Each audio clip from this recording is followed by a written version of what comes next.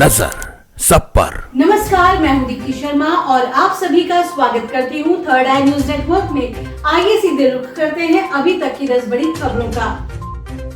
PM Modi आज तेलंगाना दौरे पर, जहां उन्होंने किया 6100 करोड़ की विकास परियोजनाओं का उद्घाटन और शिलान्यास। पीएम मोदी सबसे पहले तेलंगाना के वरांगल स्थित भद्रकाली के मंदिर पहुंचे, जहां उन्होंने पूजा अर्चना की। साथ ही खेल मंदिर परिसर में मौजूद गायों को हरा चारा भी खिलाया। वहीं अपने संबोधन में पीएम मोदी ने कहा, हाल ही में तेलंगाना ने अपनी स्थापना के 9 वर्ष पूरे किए हैं। तेलुगु लोगों के सामर्थ्य ने हमेशा भारत के सामर्थ्य को बढ़ाया है। आज जब भारत दुनिया की 5वीं सबसे बड़ी आर्थिक शक्ति बना है, तो उसमें भी तेलंगाना के लोगों की बड़ी भूमिका है। वहीं कांग्रेस महासचिव प्रियंका गांधी वाड्रा ने मोदी उपनाम वाली टिप्पणी की याचिका गुजरात हाईकोर्ट द्वारा खारिज किए जाने के बाद आरोप लगाया है कि अहंकारी सत्ता सच को दबाने के लिए हर हथकंडे आजमा रही है। प्रियंका गांधी ने साथ ही कहा कि जनता के हितों से जुड़े सवालों से ध्यान भटकाने के लिए केंद्र सरकार साम दाम दंड भेद का सहारा ले रही है। उन्होंने रामधारी सिंह दिनकर की कविता का एक अंश ट्वीट किया। पीएम मोदी बोले, जब जब धर्म की हानि होती है और अधर्म बढ़ता है, तब तब भगवान किसी न किसी रूप में प्रकट होते हैं। प्रधानमंत्री नरेंद्र मोदी ने गीता प्रेस को सनातन धर्म, भारतीय संस्कृति और धरोहर को संरक्षित करने वाली जीवंत आस्था का केंद्र बताया। कहा, यहाँ करोड़ों लोगों के लिए मंदिर से कम नहीं है। इसके नाम में भी गीता है, काम में भी गीता है। जहाँ गीता है वहाँ कृष्ण है, जहाँ कृष्ण है वहाँ करुणा और कर्म है। ज्ञान का बोध और विज्ञान का शोध भी है। वहीं कांग्रेस ने राहुल गांधी के प्रति एकजुटता व्यक्त करने के लिए 12 जुलाई को सभी राज्यों में मौन सत्याग्रह करने का किया फैसला। पार्टी के संगठन महासचिव केसी वेणुगोपाल ने प्रदेश कांग्रेस कमेटी के अध्यक्षों, राज्य प्रभारियों और पार्टी के अग्रिम संगठनों एवं विभागों के प्रमुखों को पत्र भेजकर कहा है कि वे सुनिश्चित करें कि मौन सत्याग्रह के इस कार्यक्रम में बड़ी संख्या में लोग शामिल हों। वहीं बालासोर रेल हादसे में सीबीआई का एक्शन, 3 रेलवे कर्मचारियों को किया गिरफ्तार। इन सभी पर आईपीसी की धारा 304 गैर इरादतन हत्या और 201 सबूत नष्ट करने के तहत अरेस्ट किया गया है। राजस्थान सीएम अशोक गहलोत ने की घोषणा, सरकारी योजनाओं पर वीडियो बनाओ, 3.25 लाख रुपए इनाम पाओ। चुनाव से पहले लोगों तक अपनी योजनाओं को पहुंचाने के लिए राज्य की अशोक गहलोत सरकार नया प्लान लेकर आई है। इस प्लान के तहत अशोक गहलोत सरकार सरकारी योजनाओं पर वीडियो बनाने वाले कंटेंट क्रिएटर को 2.75 लाख रुपए का नगद पुरस्कार प्रतिदिन देगी। जन सम्मान वीडियो प्रतियोगिता के अंतर्गत राजस्थान सरकार की विभिन्न योजनाओं पर वीडियो बनाए जाने हैं। इनमें 10 प्रमुख योजनाओं पर विशेष जोर दिया जाएगा। प्रतियोगिता का हिस्सा बनने के लिए लोगों को 30 से 120 सेकंड के वीडियो बनाकर कम से कम 2 सोशल मीडिया प्लेटफॉर्म पर जन सम्मान जय राजस्थान हैशटैग के साथ अपलोड करना होगा। भाजपा के राष्ट्रीय प्रवक्ता सुधांशु त्रिवेदी ने अरविंद केजरीवाल सरकार पर लगाया एक और घोटाला करने का आरोप। कार्यकर्ताओं को सरकारी तनख्वाह देकर पार्टी का काम करवा रहे केजरीवाल, वो अपनी पार्टी के कार्यकर्ताओं को सरकारी पद देकर सरकारी तनख्वाह पर नियुक्त कर रहे हैं, लेकिन उनसे सरकारी नहीं बल्कि पार्टी का काम करवा रहे हैं। जबकि वही पार्टी है जिसने शपथ पत्र पर लिखा था कि हम मकान, वाहन और सुरक्षा नहीं लेंगे। आज वो सरकारी खजाने का लगातार दुरुपयोग कर रहे हैं। सिर्फ 10 साल में ही उनकी ये हालत हो गई है। संगम नगरी में महाकुंभ की तैयारियों पर आज अहम बैठक में महाकुंभ मेले की रूपरेखा तैयार की जाएगी। प्रयागराज मेला प्राधिकरण द्वारा आयोजित बैठक में अखाड़ा परिषद के 2 फाड़ होने की वजह से अखाड़ों को अलग बुलाया गया है। सभी 13 अखाड़ों से 2-2 प्रतिनिधियों को निमंत्रण दिया गया है। कमिश्नर प्रयागराज विजय विश्वास पंत और महाकुंभ मेला अधिकारी विजय किरण आनंद बैठक में शामिल रहेंगे। माना जा रहा है कि महाकुंभ में पड़ने वाले प्रमुख स्नान पर्वों की तारीखों का भी औपचारिक ऐलान हो सकता है। वर्ष 2025 में महाकुंभ का महास्नान 13 जनवरी को पौष पूर्णिमा के साथ शुरू होगा।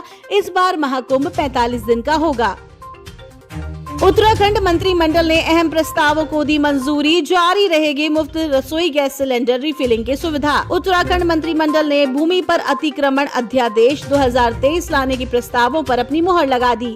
इस प्रस्ताव में मसूरी स्थित जॉर्ज एवरेस्ट एस्टेट से एरोस्पोर्ट्स गतिविधियों के संचालन और गंगा नदी के किनारे 5 किलोमीटर के गलियारे में केवल प्राकृतिक खेती करने की बात कही गई है। सचिव ने बताया कि पर्यटन विभाग की योजना सार्वजनिक निजी सहभागिता के आधार पर 15 वर्ष के लिए संचालित की जाएगी, जिससे राज्य सरकार को इस अवधि के दौरान कुल 60.14 करोड़ रुपए की आय होगी। मंत्रिमंडल ने जीएसटी के बकायेदारों के लिए भी एक मुश्त समाधान योजना लागू करने को भी मंजूरी दे दी। उन्होंने बताया कि इसके तहत ऐसे व्यापारियों के बकाये पर ब्याज और अर्थदंड 100% माफ कर दिया जाएगा। ये योजना 1 जुलाई से 30 सितंबर तक प्रभावी रहेगी। मुख्यमंत्री योगी ने खिलाड़ी कोटे में चयनित 227 आरक्षियों को दिए नियुक्ति पत्र। इनमें से 137 पुरुष और 90 महिलाएं हैं। चयनित अभ्यर्थियों में कई राज्यों के युवा शामिल हैं। इस मौके पर मुख्यमंत्री योगी ने कहा कि प्रधानमंत्री नरेंद्र मोदी के नेतृत्व में देश के युवाओं में खेल को लेकर एक अलग ऊर्जा का संचार हुआ है। आज हम प्रतिभावान खिलाड़ियों को पुलिस बल का हिस्सा बना रहे हैं। ये उत्तर प्रदेश की अब तक की सबसे बड़ी नियुक्ति है, जिसमें इतनी बड़ी संख्या में खिलाड़ियों को नौकरी दी गई है। प्रदेश सरकार ने खेल अवस्थापना के लिए नए प्रयास किए हैं। विद्यालय के आसपास खेल मैदान होना जरूरी किया है। हर ब्लॉक में एक मिनी स्टेडियम और हर जनपद में एक स्टेडियम हमने बनवाने के लिए निर्देश दिए हैं। ग्रामीण क्षेत्र में ग्राम प्रधान और शहरी क्षेत्र में पार्षद निधि से ओपन जिम निर्माण के कार्य हो रहे हैं। अब तक 65,000 स्पोर्ट्स किट युवक मंगल दल और महिला मंगल दल को दिए जा चुके हैं।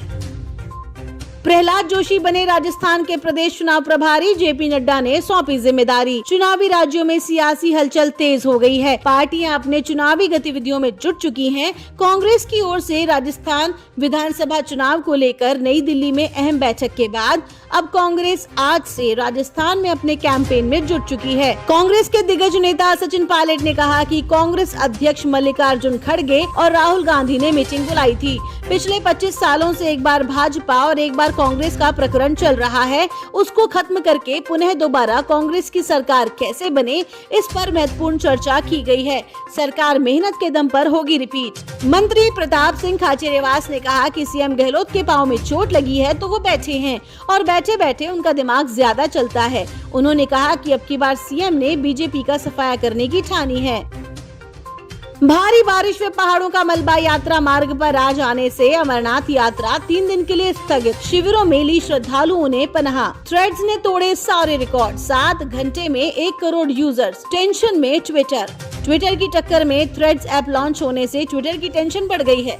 बदलाव के दौर से गुजर ट्विटर के एलन मस्क हर दिन नए नियम लागू कर रहे हैं। साथ ही ट्विटर के लिए ब्लू सब्सक्रिप्शन लागू कर दिया गया है। उत्तर प्रदेश के आमों की महक रूस की राजधानी मॉस्को तक पहुंची। मॉस्को में आयोजित अंतर्राष्ट्रीय आम महोत्सव में पहली बार उत्तर प्रदेश के आमों की प्रदर्शनी लगाई गई है। मुंबई की सड़कों में सारा अली खान दोस्त संग की ऑटो की सवारी। पेप्स को देखते ही चौंकी एक्ट्रेस। बेहद खास होगी अनुपम खेर की 538वीं फिल्म। रविंद्रनाथ टैगोर का निभाएंगे किरदार। अनुपम खेर ने एक छोटा सा फोटो वीडियो साझा किया है जो कि ब्लैक एंड व्हाइट है। इसमें अनुपम खेर का लुक, हाव भाव और कपड़े तक वैसे ही हैं जैसा कि रविंद्रनाथ टैगोर का हुआ करता था। उन्होंने कहा कि ये मेरा सौभाग्य है कि मुझे गुरुदेव को पर्दे पर साकार करने का सौभाग्य मिला है। जल्द ही इस फिल्म की अधिक जानकारी आपके साथ साझा करूंगा। नीतू कपूर ने लंदन में फैमिली संग सेलिब्रेट किया बर्थडे। कोसों दूर बैठी बहू आलिया और पोती को मिस करती आई नजर। मनोज मुंतशिर ने आदि पुरुष के विवाद के चलते हाथ जोड़कर मांगी माफी। फैंस बोले बहुत देर कर दी। तो ये थी अभी तक की 10 बड़ी खबरें। देश विदेश की ताजा तरीन खबरों के लिए जुड़े रहिए थर्ड आई न्यूज नेटवर्क के साथ। नजर सब पर।